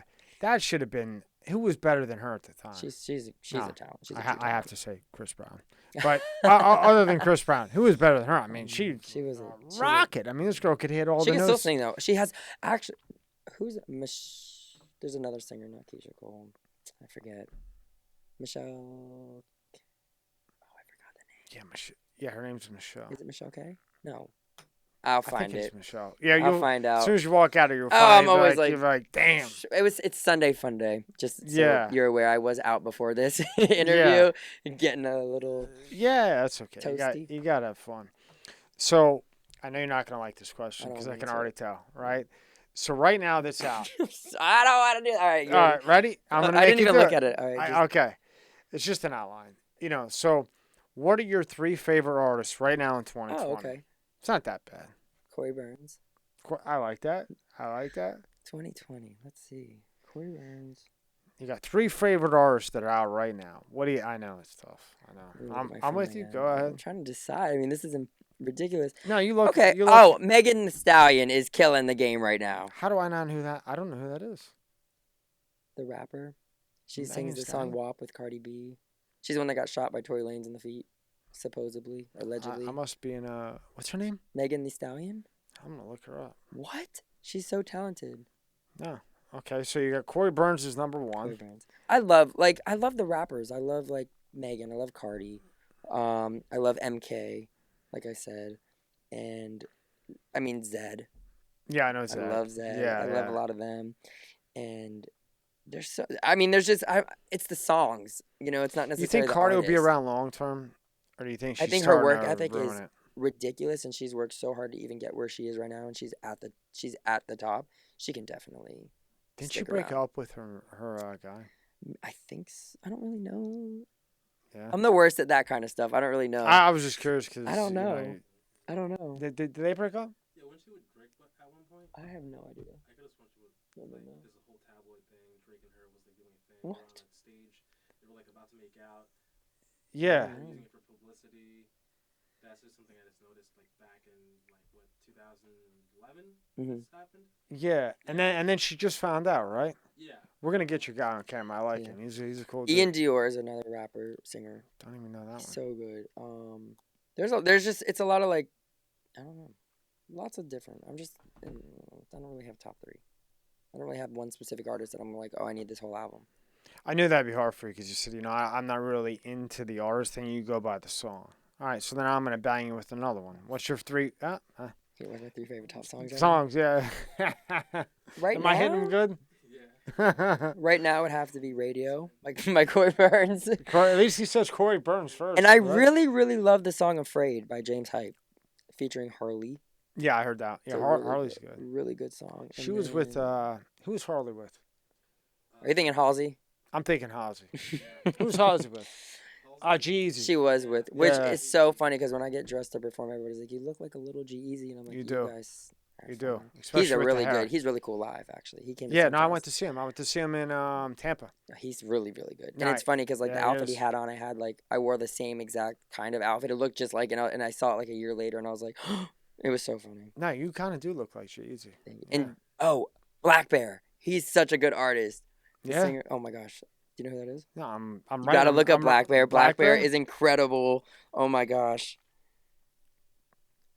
And just Ty Dolla $ign. Come on. Ty Dolla $ign. Yeah. Like Well, you know him and I hate to keep bringing this up. my but friend used to live right next door to him, and she was like, I would see him all the time. Like, you suck. Now he just did an album with Brown, right? Did he? Yeah. I'm the worst. Like I say, I'm the worst at this. It's Yeah, so hard to keep. That's good. I don't keep. I'm in my own world. Like, I'll send I a couple really of them am to you. in I my think own you'll like world. them. Okay. I'll send them to you. Yeah. Cool. Okay, so you're doing all this. How many albums do you have out right now? Just the singles. I've only released 4 singles. I thought you had 2 albums out. 4 singles. Just 4 singles. But in like a whole bunch of couple of remixes and like all that stuff. Yeah. I took a minute. I took a break for a minute. Not on, I think it was just God's plan. I had to grow up. And I grew up mentally, spiritually. It's just crazy. I had to take a second. And Did you maybe have to like fulfill yourself I before never you really could? was. I think I was just in my own world for so long and didn't really know what reality was. And I thought I was just going to become a pop singer overnight, a pop star overnight. And it's like the reality of all these overnight sensations are, they really put work into where, like, and then it pops. It's like, no, they were been working for a while. So you got to start from the ground up. And I realized that. And I took some time and worked. Did more music, focused on myself and my vocals and just the business and learning and trying to absorb everything I could. And now I think it's time for me to hit the Start ground rocking running. out the albums and everything else, right? Yeah. So now, what got you through that reality? Like, what did you have to do to say, okay, this is reality? Like I know it's kind of like a tough question, but so for instance, like at one time in my life, and I said this before, I hate when I repeat myself in other interviews, but there's a point to it, you know. I didn't realize that, well, maybe I was a little bit insecure. And that's why I had because I had, like I told you, I had all the nice shit. But then I had people around me that would yeah me. And then I woke up one day and I said, look, you know, this is the problem. At the time, I could buy anything I wanted, but I wasn't happy. Now, why wasn't I happy? Well, I wasn't fulfilled. You know, so do you think maybe it's a little bit different? Yeah. Okay, well, explain it to me then. For me, it was myself. What do you mean? Holding What do you myself mean? You back. say yourself? I was Though? holding myself back. Holding yourself back how? I had somebody recently tell me right before I did recorded Runaway. They're like, Kory, like you are. This is what they said to me. They're like, Kory, like you really are like a superstar. You're doing everything that a superstar does or that a star does, whether it's recording videos, performing in the clubs every night. Got the hottest people around you. This, that, like everything that, you know, photo shoots. I mean, you name it. They're like, everything that these people are doing, like, the Kory, you're doing it. And they're like, you need to see you for, like, what you're doing. Like, you're so hard on yourself. So I took a step back, and I was like, let me see what I can do. Everybody else sees me where I want to see myself, but I don't see myself like that. I just see myself as normal, boring Kory who just wants to be a singer. But at the same time, I'm doing all these things and I don't realize it. I celebrate every moment that I can, but I don't actually take the time to sit back and be like, I've done all this already. I really have accomplished a lot more than anybody that I know that has tried to break into the music industry. And it's time to work. Now I'm like, okay, my faith is a big part of it. And I have a great mother and a great family and great friends around me and the support. And now I'm just at a place where I'm. But I hope you stay like that, though. I will. Because when you hit, I believe I will. When you hit, I hope you stay like that, though, so you don't. That's why I got the ego check tattoo. Yeah. You should have got it maybe a little bit everyone's bigger. like, people are like, Kory, that's like narcissistic or whatever they use, and I'm like, you have to understand something. We're not like as an artist, like it's always about you. Every interview is always about Kory. Like when I go out, Kory. But it's like, no, that's not reality. That's not reality, and it's so hard to get lost in it in this world. Oh yeah. Very easily. Because these are just people kissing your ass to make money 100%. off you, is what it is. And I'm starting to learn the value. Yeah. Of what I can do. So when are we gonna get an album out from Kory? You guys might get an EP actually. Hopefully in the next year. Hopefully. Next year? Yeah. What are you doing right now? It's COVID. Make the damn thing working. now. I'm still working. I've been to Vegas already. I've been to Nashville. I've been working. I'm focusing on this single. How many singles do you have out? Count the Ways, Runaway, Father Leader, Radio, maybe 4, and like 3 remixes to everything. Hey, you're this big off of 4? This guy's this big off of 4 or 5 songs? I'm excited. I'm excited for what I'm gonna be doing. I have a lot of. You should be proud of yourself, man. See, this is the problem. I'm like, cool. It's not to where I want to be yet. Not want to be because I don't want your head to get blown up because I want you to stay grounded. You know, because when it hits, you know, you got to be careful. Yeah, it will hit. I'm excited for it. It's because you know what, I kind of have done so much, and I've seen so many things, and like I've worked with a lot of people, and I've met tons of people. That's like, I'm not starstruck at all. I mean, the only person that would get me is Mariah.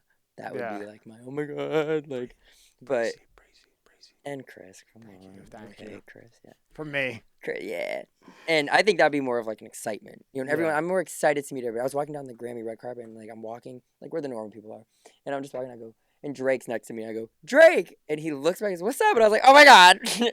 Keep going. I was like, I didn't even get to stop. Just keep going. And he like turned his arm, and I was like, Tell me the red carpet. How was it? Tell me. So what? Tell me how it goes. Okay, so you get invited there, and then tell me from point A to Z. I mean, I want to know. Second we got there, we went to the radio room, which is really cool. I got to meet like Wiz Khalifa, J. Cole. Is that where that picture's from? Wiz Khalifa on your Instagram? At the Grammys, in the radio room. Damn. I did my first radio interview like from overseas. It was so cool with Betty. So it was just one thing after another. Cool. Amber Rose was there at the time. Like, celebrity. Everywhere I looked, there was somebody. I only got a few pictures, but I was like, How'd you get in there though? Because of Betty. Betty, Yeah. man, this Betty girl, you better get her a nice Christmas present. She passed on Mother's Day. Oh, that's right, you said. Yeah. I'm sorry. Well, you better pray for her. Oh, I do. She's guiding me. Trust me. I'm sure she is. Everybody that I've met is because of her. Everything that I've gotten to do was because of her. It's so crazy, and I'm still friends with her kids. I still talk to them. I still reach out. Yeah, keep that. Yeah, and it's really cool. I can tell you're a good guy. I don't, when you do hit, always look out for them. Oh, you have no idea. I'm just telling you because people have done things for me, and I always look. I have back. a plan. I have a plan on my. And a lot of people, they're just assholes. I have a little plan. What I mean? Yeah. Good. So so you go to the red carpet. That's kind of like the green room where you were in type of thing. The radio room? Yeah. No, that was like a different event. That was a whole different event. And then the Grammys is just like the red carpet thing. Like you just walk and go. And all the pictures are gone. Oh yeah, I'm watching. I'm seeing the whole like E setup or like all the different networks and like it's so cool to see. And I'm like, you see everybody. Who all did you see? Lady Gaga come in the egg. Oh, I was there that crazy year. Ass dress? No, the egg when they like carried her in the egg. Oh shit! That was cool. How was that? Cool. I turned to the right. LL Cool J's next to me. I'm like, oh my god, how are you doing up there? He's jacked, right? Huge. Yeah, I'm little. I'm like, hey, diesel. how you doing up there? While I was walking right next to Nicki Minaj when she was in her red. She opened the show that night. I looked to the left. I'm like, oh my god, hey, how you doing? Were you like, oh my god? Because well, I had met her one ass time was before. So She would big, never or, oh my remember, God. but I met her backstage at the Lil Wayne concert one time. But I didn't get a picture or anything. My friend did, and I took it. But that was cool. It's just cool. Everywhere you look, it's just like, oh, hey. Yeah. My friend's like, I'm right next to Kim Kardashian. I'm like, oh my god. Like, oh, you're next to Kim Kardashian. She's my friend, or Betty was. She's like, I'm right next to Kim Kardashian. I was like, I'm like, that's so cool. That everywhere you look, it's just I'm right next to Jennifer Hudson. I got a picture with her, and I'm like, it's just crazy. Oh, Neo, Will I Am, Prince. Literally, I went to the Grammy Jam, and we leave. It's late. Prince walks through the door. We miss it, and he did a surprise set, and I was like, oh my god. You saw Prince? No, I missed it. He walked in, and I was like, this is insane. You had to want to put a gun to your head after that. I was like, just the fact to say that you were, you just walked by and would have been cool. And I didn't even know. I was like, that's so cool. I was like, and then he passed away from, But and that's where that fame just got to him, I assume, right? Believe it or not, I actually knew a bodyguard who bodyguarded him. Really? Yep, Officer Rick. Yeah. What do you think happened to him? The fame got to him, or what? To be honest, I don't know. I think that it was drugs. Somebody told me that he had a drug problem, and he was just doing drugs in the studio, and then he kept doing it over and over again to keep himself awake for making this album he's going to release, something like that. And then he just was going to the elevator and then dropped dead right there. Oh, shit. Jesus. Yeah. So you got all your social media up. You're not going to tell me when you're going to come out with an album. Well, I'm trying to work on... I already know what my next single is going to do. Like, I already know what I want it to be. Okay, what's your next single? Come on, you can tell me. It's going to be very... I'm monetized now. It's very... It's going to be more R&B, I think. It's going to be a lot more R&B. Okay. It's going to be a lot more R&B, but with a little twist. Very sexual. Mm-hmm. I'm in that state right now where I want... That's what I like. I love that sexual R&B music. I don't know. That baby making music. I'm like, that's where I'm at in my life. Now I'm at the place in my life where I will sing about it, where I will express it and like in my music and not be so cookie cutter or so worried about things. Now I don't give a flying fuck because I've been doing this for so long that I'm like, no. You're just gonna do it. Now I'm gonna do whatever I want when I want, how I want. If you don't like it, you don't like it. Thanks for listening. If you do like it, like that's the mentality I have to keep, and I don't want to sound like an asshole. But I'm like, I'm not gonna sit here and dwell on like I'm just keep going. I'm doing it for me, first and foremost. I have a God-given talent, and I love what I do. And if people gravitate towards it, that's great. I'm here for you. You're here for me. Like I'm getting to do this because of you. And if you don't like it, okay, you don't like it. I don't like every artist. I can't stand a lot of artists. And a lot of artists can't stand a lot of artists. You know, it's just, it's whatever, but people. Now, are you concerned now about, the music industry where you got like Apple Music, you got Spotify? Can you make any money on streams, or it's just got to be tour? Tour, I think. You got to tour. Unless you're like a massive star that's putting out a thing getting like 5 million streams a day, or like if you're Drake. Yeah, because they're giving like 0.1 It's cent like on a 0.00006. Like yeah, it's insane. like to so get a penny, you need like Yeah. 100,000 Yeah. streams, right? it's insanity. It's got to like It's open on TikTok or something like that, and then it'll be like something. Then it's something, yeah. But it's, I mean, I love what I do and performing, performing when I go to make club appearances, I make my money there. Merchandise, touring, that's where the money's at, Movies, books, blah, blah, blah. Every little thing you can get into. That's why everybody's like, oh, well, this artist made her entire career off of just her vocal, while this one's doing this, and this. Well, guess what? This artist sold 200 million albums. Like that doesn't happen today. Yeah. Nobody buys CDs anymore. Yeah. So back in the day, it was a little different. It was a lot different. A lot different. A lot different. So back then, I think you could make money off of selling albums. Today, But now, were you going hand to hand with CDs, or how'd you start really pushing yourself, or she just did everything for you? No. Not everything for you, but I mean, she built your way in. What is that, Twitter? I don't even use That's Twitter. that's your Twitter. I don't even use that. I got that off for biography. I mean, that is my Twitter. I just don't use Twitter that much. I'm a big Instagrammer. So you're more with the Instagram here. Oh yeah, 100%. And yeah, your boy looks like a motherfucking pimp right here. The video of the single release party right there was fun. Right here? Did you watch that? No, I just put it up. I was looking at the other stuff. That was a fun moment. You know what? If I play it, it'll be a copyright. No, you got to watch it on your own. Yeah. Yeah. But where's the one with Khalifa? All the way down. Yeah. Those were from. Yeah, this guy can dress here. Thank you. That was a video. Oh, Post Malone. Oh yeah, Post Malone. And then right next to it was the cover of Runaway. You look like a midget. Man, you feel like me. Like these people are so big. I know. Listen, I had a guy in here. Once you subscribe to the channel, because you're going to be on it. I had this guy in here. He was a fireman and a bodybuilder. I've known him for a long time, but he had a great story because he was first responder to COVID and bodybuilder and everything else. And he was from there to there. And I'm a little bit taller than you, but we're like not big. No. And when I'm editing it, I'm going back and forth. I'm like, God damn, maybe I should order some damn cheesesteaks or something, But that's how I would look next to him, so don't feel bad. It's so funny. He was the coolest guy. I just saw him on Rogan, and they got smoked out of the balloon. That's cool. He was he was so nice. He had the same personality like as one of my friends, and I knew that as soon as and I was like, oh, this is gonna be he was so cool. He was so. Did he talk to you and everything? Yeah, we talked a little bit, but just the vibe and his energy. He drinks like a whale. Does he? Oh yeah. I was actually hosting that night. You were hosting at a club, yeah. He had to be bent there. He looks bent. Sorry.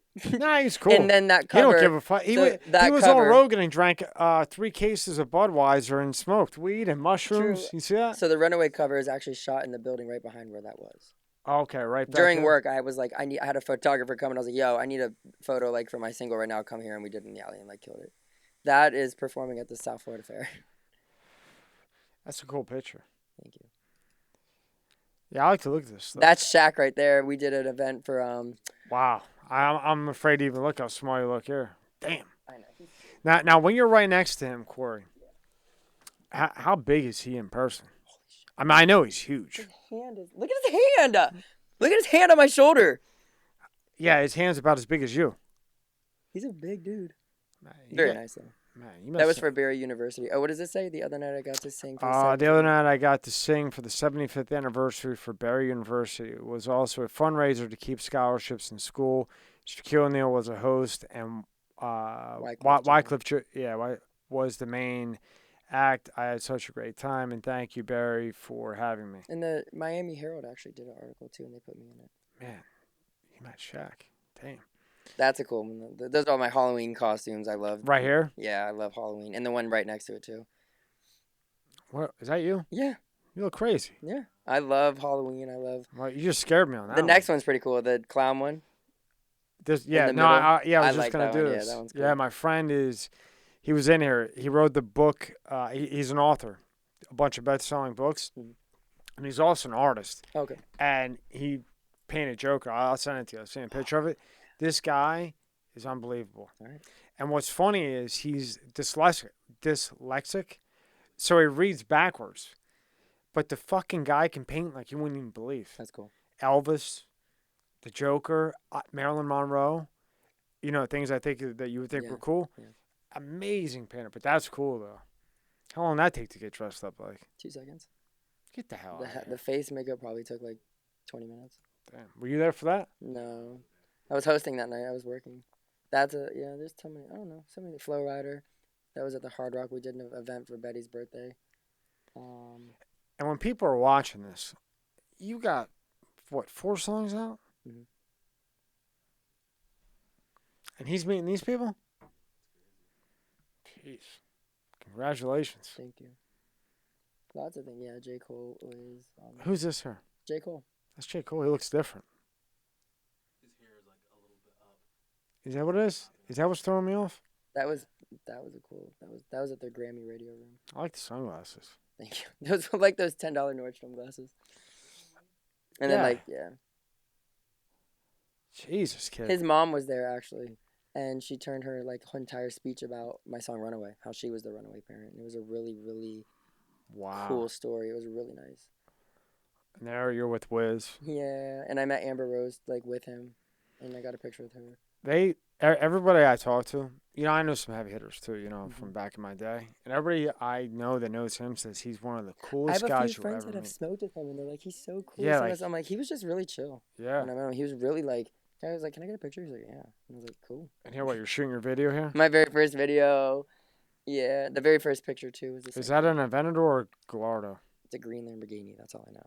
Looks like a Gallardo. And it was my best friend's house. I was like, can I use your house for a video? He's like, yeah. He asked his mom. He's like, can we use the house for the video? Like, and she's like, yeah. So there's gonna be like 20 people, 200 of my friends. The city tried to shut us down. The fire trucks, ambulances, police, but I had permission from the city. I had permits. I had everything you could imagine. Neighbors were pissed, but. You need permits to shoot Oh, a I got video them just in and somebody- case. I was Yeah. in a gated community. I wanted everything. Oh, I wanted to be HOA. protected like a crazy person, and I Yeah. was so beyond.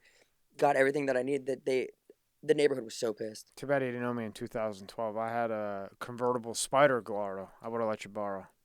Maybe the next video. Oh, we don't have it anymore. Well, yeah. I don't have it Yeah, anymore. that's another story. That's another story. And what's So, it? yeah. That's now, the video too. That's the first video. Now, look, when you do this, and if you don't want to say it's okay, I mean, that's a heavy duty camera right there. What's that run you to do that video? You don't want to tell me. All right. It's expensive because I mean, it's not really that. I mean, it's expensive, but I don't think it's that expensive that for crazy. what it is. Yeah. Yeah, you know what? But a lot of the You're thing a is, smart kid I have a lot of because friends you don't want to tell with me. a lot of money. Yeah. So like my friends have the big houses and the cars and the boats, and I have a lot of friends in general. So everything that a lot of people have to pay for, all the extras, you know, it's like I don't have to pay for extras because it's always all my friends. Every video I do, it's all my friends. Now, what I wanted to ask you, what's this to cover to here? That's my new single radio. That's and your new that's the single streams radio. of this week. Yeah, That's this week? that's as of this week since I released it. 500,000 streams? We're on our way. Shit. Almost 500,000. Now, which of these social medias are you on I'm the usually most? on Instagram the most. You know, everybody says that to me. It's just the most convenient. Yeah. I still, people laugh. I'm like, I still post on Facebook, but just, I love my, I don't know, Instagram is just I don't the like it. easiest. Even though Facebook owns Instagram, Yeah. Facebook is just. I just do the posting. I have like, What do you think? Well, I think Instagram is like more of a snack. You can Yeah. snack on that content versus it's just easy. Facebook. You got It's just more convenient, I think. Like, Yeah. You see so many more profiles. It's just easy. I Yeah. don't know.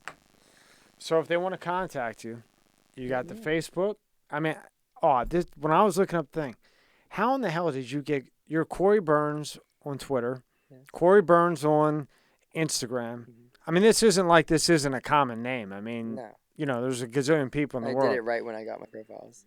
I would just I was like, let me make sure my name's. You got lucky catching that, my man. I know. And then I changed it one time and I had to put like 21 on the fan page or something. I was pissed. But everything I do, I'm like, hi, Kory Burns, Kory Burns. Like everything that's new or like coming up the next thing, no matter what it is, I'm like, oh, let me make sure I get that. Do you do a lot on Snapchat? I used to and then I got in trouble. Yeah, I haven't gotten into it. I got I in a saw your little bit of trouble. Snapchat and I don't have one. I'll throw it used out to there be when very I do it. ratchet. Like when I tell you ratchet, like I I'm know. very like I'm a very It's too much. it's a lot, and I can party. Yeah, I agree with you. And Because with that bullshit, if you do one thing wrong. oh, that's the thing. I didn't care. You. I posted everything you can imagine. Yeah, you stay away from Snapchat. And they were like, Kory. He'll tell you. But here's the thing. I was like, who am I going to get in trouble by? It's my fucking shit. Yeah, but I understand. the reality. But here's the thing. You're not my kid. Yeah. I'm not your dad. I'm living my life for me. At the end of the day, that's that. It's like you still have to be mindful of the youth and I'm sorry, I'm not your parent. It's like I'm not trying to sit here and be a role model. I agree with you 100%, but that's just. Remember we were talking about reality? reality? It's a fine line. That's the thing. And remember we were talking about reality? Yeah. I agree with you 100%. You're not a role model. You're a singer. You're a good singer. You provide therapy for people. You provide happiness for people. You're not a role model. So whatever you do is what you do. Mm-hmm. But unfortunately, in today's society, it just doesn't work like that. And it could screw you later in life. Could, and if you let it. Well, it could. Trust me, it could. Look at Chris. And it screwed him. And what happened? Okay, he's working his ass off, and there should be a gazillion songs out there that aren't. But what I'm saying is you can come back. If you have a work ethic and you have a drive and you're... I agree with that, but you don't even want to... But do you want to have to deal with these got to deal with? No, hell no. That's what I'm saying. Stay the fuck off Snapchat. Hell no. Your boy will tell you. I know. I'm just fucking with you, Kory. No, you do whatever you want. No. All right, so if you want to grab Kory, he's on Facebook, Kory Burns 1. Is that what it says? Yeah. 21.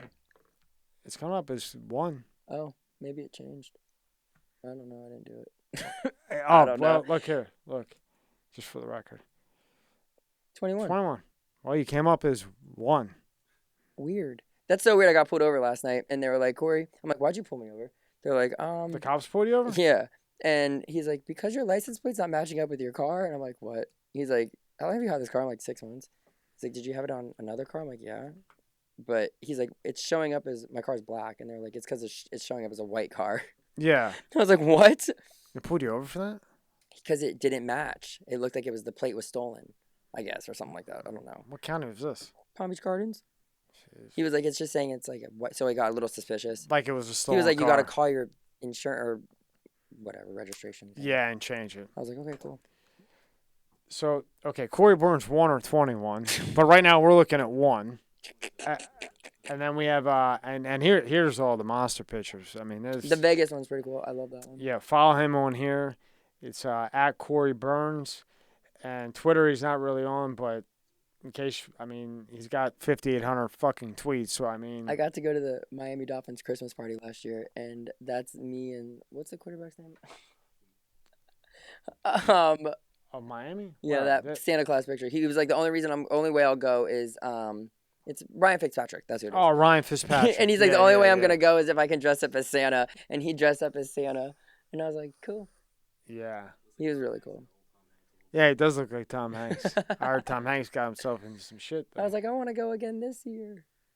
And that's at Kory Burns. Yeah. So is there anything else you want to promote, or where you're going to be, or how to contact you? Just I mean, you'll text me all the links. Yeah. You know, to get to... Not that you need them, but, you know, text me everything that you got, and I'll help you out as much as you can. It was great to meet you. I had so much fun. Thank you so much for having me. Anytime. Thanks for coming in. You're a smart guy. Thank you. And you know what I want you to do when you pop out an album, come in, and we'll go over the album. If you'll have me, yes. If you sign anything, I think I can play it. I mean, it's tough, but I mean, I own everything, so I mean, whatever copyright you need, I don't know how to do. I'm like, okay, yeah, whatever you want. I think if it's just you, it's okay, but it's touchy with it. You know what I mean? They got to do it crazy like that. But come in and tell me about your album. Anything, yeah. Or if you drop 3 singles, come in and just hang out. You're a cool dude. Next little, and we got a lot of cool things that are happening. I have a childhood dream come true that hopefully comes to life. If you stay on this path, I'm older than you. If you keep this mindset, you will. Thank you. You will. If you fuck up, I'm you're focused done. now more than ever. I can see it in your eyes. Thank you. I can see. I can see. But make sure you come back in, Kory. I'm going to hunt you down. If you will have me and you invite me, I will be here. I promise. No, I have fun with it. You just hang out. Yeah. Who cares? It's easy. The whole day, earlier, I was like, so what the hell am I getting myself into? What is it? And he's like, you're just going to go and you're just going to talk. And I was like, cool, let's go. I'll talk. That's why I was like, yeah, like, easy. Like you liked Mariah Carey? Yeah. And I say this all the time because I'm like you. I don't care. Mm-hmm. I liked how Joe Rogan did it. Mm-hmm. Watch Joe Rogan in his other studio and watch this. It's almost identical. And I liked how it wasn't like 15 minutes. You let the person talk. You ask. And yes, I copied off him 100%. I have the same cameras, the Oh same my microphones, gosh. the same arm bars, the same tea table, everything. You And have yes, better talent. I copied off him 100%, and I have no problem admitting it because I like what he does. That's cool. You know, That's really cool. and I like the flow. You just sit, and it's not. This isn't my like bread and butter. I just like sitting talking to interesting people, and if I make money, make money. If I don't, I don't give a That's shit. where I am with music. And I just like to have fun with it. There you go. So exactly what you said is how I am with my music. Yeah, you I just don't do hang out this like for his the friends and whatever. fame and fortune and all that kind of stuff. It's all It's like bullshit anyway. that'd be great. Don't get me wrong. Well, Your life yeah, will be yeah. incredible. Hey, look, Spotlight comes in with 50 Yeah. million. You don't need to give Yeah, me no. 100 million. I'll take But- 50. I'll take 3. But it's like I love what I do. Yeah, So when you love what you do, I that's couldn't what it agree is. with you more. Yeah. Get him in here. I like him. Come over here because you're getting the wide view. Yeah, come on, man. Wally. So Wally does all my covers. Yeah, tell me about Wally. He does I wish I all- would have put all that the- third camera on. all the covers that. I'm gonna put that on. I don't care. I'll cut up, make it look good. good. I'm gonna turn it on. Could I? Okay, cool. Because I'm in the shot now. Wow. Move this arm. Yeah. Well, it'll be tough. But yeah. Just Oh, just kind of like. So Yeah, he yeah, does. yeah. So he Yeah. does the Yeah. yeah, you're in a wide shot. He's he a makes cool dude. the covers like my Yeah. Father Leader cover. He did radio. Did the behind the scenes of the last video. He's gonna shoot my new music video for radio, which I'm very excited about. It's our Yeah. first like real project together. Yeah, big. He's just really good at what he does, and we're filming a week in the life of Kory. We're Yeah. filming right now. Like a reality TV show type thing. All right. It's in the progress right now. This is part of it. Me shooting that, like on the side there, was part of that coming in. Tonight was like basically a whole shoot. So, also there's the shot or the video that you're gonna play, or after this we'll have it in the description, I guess, right? Yeah, of course. Part of that, just a snippet of just like part of a bigger video. So I'm pretty excited. Yeah, The pretty single excited. release party that he did, the clip in there is actually a clip from the actual show. It's gonna be really cool. We're gonna film. I want you guys to much. come back in together. We'll have the third camera set up. You Yeah. sit there. Mike will be on everything. Even tonight, we He got comes so in much and we'll footage. just have fun. Within you 2 know? hours we have. And you can so pull out the much camera. footage. I don't give a fuck. Yeah, We're yeah. just having fun, man. Yeah, you we're know. just, kind of here. He's gonna just get doing some our shit thing. on camera today. a lot. So I got your words. All three of you guys, all three of us are gonna sit together and we'll hang out and just have a good time, man. Yeah, I'm with that. yeah, about it. Yeah. Cool. Awesome, Yeah. Kory. Thank you for coming in, Thank my you for man. having me. Oh, I had anytime. So much fun. You're coming back in, Yeah, and you're you coming guys in are too, dope. brother. I love the show. This is great. Thank you. I'm gonna follow you on everything, man. Yeah, I this is great. appreciate it. I'm getting there. Yeah. I got a lot of interviews in my stash. Yeah. But I'm like him. I'm very strategic about when I put it out, Oh yeah. and they're slow coming. And if you subscribe, you'll see some interesting people. You will be like, what Oh the yeah, hell? definitely. It You have a lot of graduates to characters there. around You you. know what I mean? A lot of I think that when Joe Rogan started, he had like a few people coming in. I think that he was using kind of more of his circle, UFC fighters, I assume. Yeah.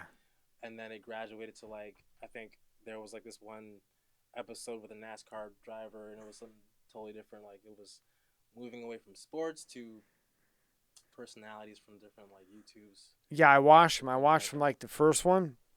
It was like his comedian friends Yeah. at the time. You know what I Yeah, mean? yeah, So it was like yeah. Joey Diaz and guys like that. And then Yeah. it went to the UFC. Mhm. And then over time, he would get guys in like Kory Right. and whatever. And like now, and at first, it was my friends. Mhm. Just my friends that had interesting Yes. stories. Yeah.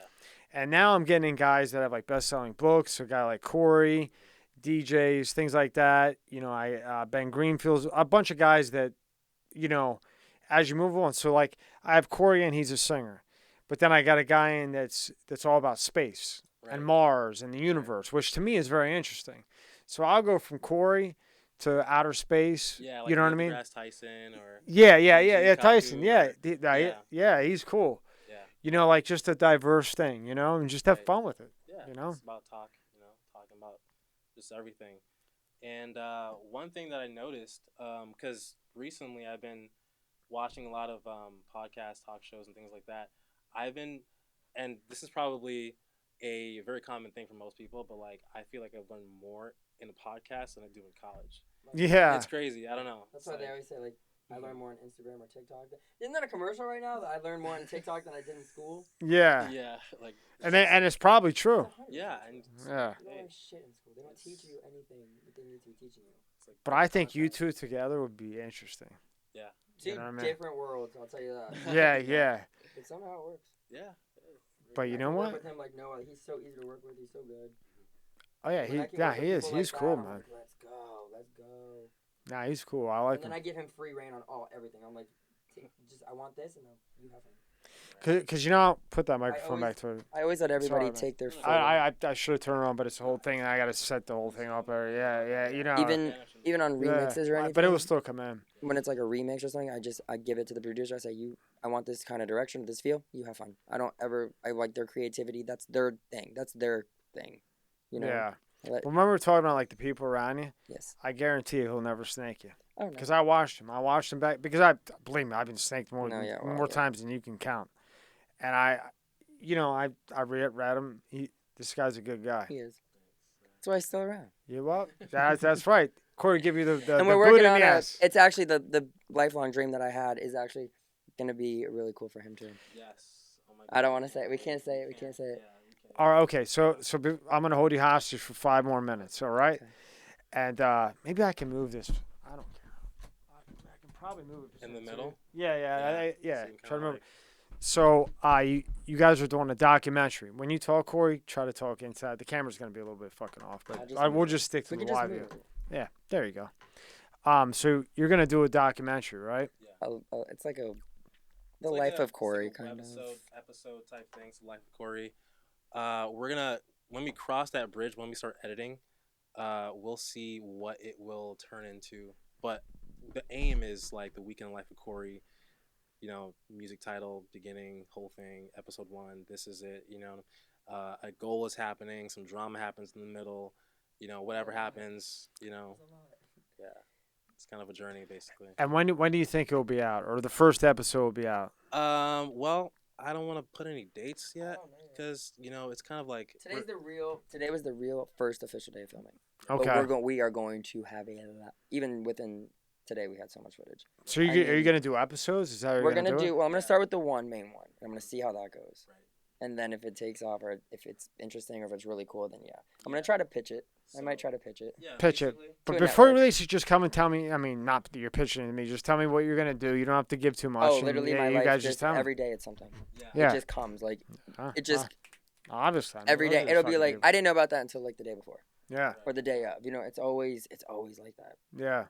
and I'm fine with that. I love that shit. Yeah, so it's developing right now. There's just so many times I'm like, Wally, are you free right now? He's like, no. I'm like, damn it! Oh my god, this is about to happen. I'm like, oh my god, oh my god. But it's cool. It's really cool. Camera, and part of that is just his life, what he's doing right now. Me coming into the room, just like seeing the on-air sign, and in the back just shooting. That's gonna be part of that. You're gonna be part of this whole story as well. Thank you. So yeah. What's funny is the kid's got 4 or 5 songs out, and he's meeting these people. Yeah. I mean, I'm not breaking your balls or anything. I'm complimenting you, and Right. I'm saying for you to have, let's just say you got 6 that you put out, but just aren't, out, and you're at the red carpet. I know you had a friend, this, that, the other. Yeah. It's really cool, and yeah. Good night, homie. Thank you. Good night, my friends. Somebody's coming up, Yeah. and his name's Kory. I'm trying. I'm excited. So I got your love words. this. You guys are gonna be back to both of you. 100%, yeah. All right. Be back. Thank you very much. Thank you. Hey, nice meeting you, man. You're a nice guy. Thanks. And take care of him.